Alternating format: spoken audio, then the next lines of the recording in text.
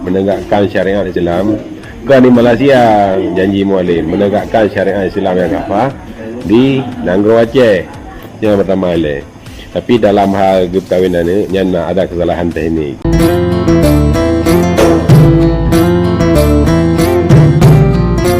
Assalamualaikum warahmatullahi wabarakatuh. Saudara Lun fi ayyi makan. Pada kesempatan ini kita melihat video Gisik Mansur yang membahas tentang perkawinan anak muallim.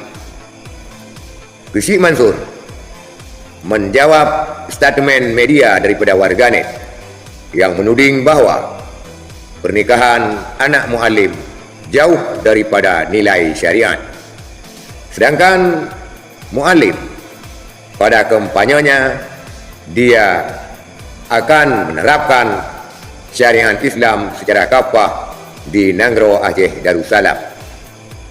Warganet merujuk kepada hal yang demikian sehingga mereka menuding bahawa pernikahan anak muallim tidak bersyariat, melenceng jauh daripada janjinya. Bagaimanakah reaksi Gisik Mansur? Kita lihat videonya. Benar cara janji Mualim Murjih menegakkan syariat Islam.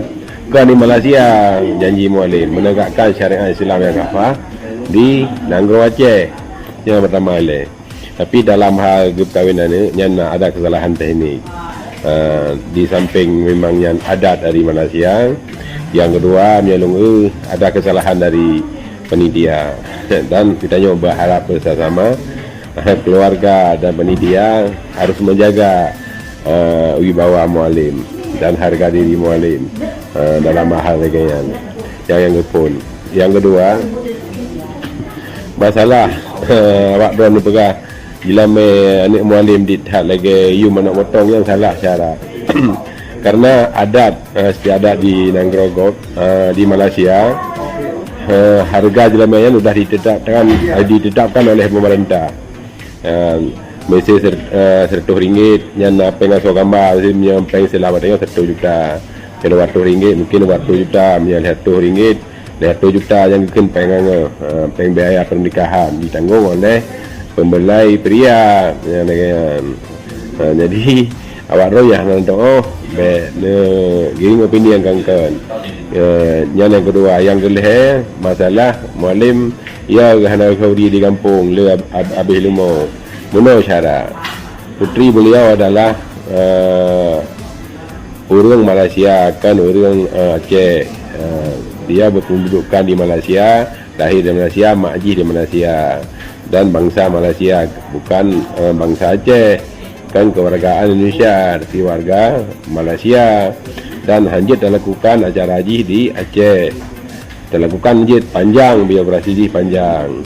Yang lagi yang cara. Jadi baik giring opini yang gengkan, baik pindah yang gengkan. Memang awak don kaputu hasa prosa kata lu nak istighfar sebagai baik sampai pungo jak sama tajak belah rano. Tapi saran yang ke mualim yang gagat untuk bangun Aceh yang lebih hebat, yang pun helong sarankan buat nyokal dia pemilihan kali. Jadi na giring fitnah yang gangkan jak sama kita yang bekerja, tak kerja buat dor masing-masing. Putra buat kebiasaan tajak kanan. Baik je kita nyok ke bangsa yang meminta-minta, bangsa yang mengharap. Yang tetap semangat dan istiqamah. Assalamualaikum. Itulah reaksi ataupun jawaban daripada Gisik Mansur terhadap pernikahan anak muallim yang dituding oleh warganet Aceh jauh daripada syariat. Anak muallim adalah berkebangsaan Malaysia, sedangkan muallim menurut Gisik Mansur berjanji untuk menerapkan syariat Islam di Nanggro Aceh. Juga tidak menampik bahawa pernikahan anak muallim menurut Gisik Mansur ada sedikit kesalahan teknis. Kemudian dia juga menjawab masalah maharnya yang dinilai oleh warganet Aceh terlalu murah. Itu merujuk kepada keputusan daripada kerajaan Malaysia. Itulah jawaban Gisik Mansur terkait pernikahan anak muallim. Sekian, terima kasih. Assalamualaikum warahmatullahi wabarakatuh.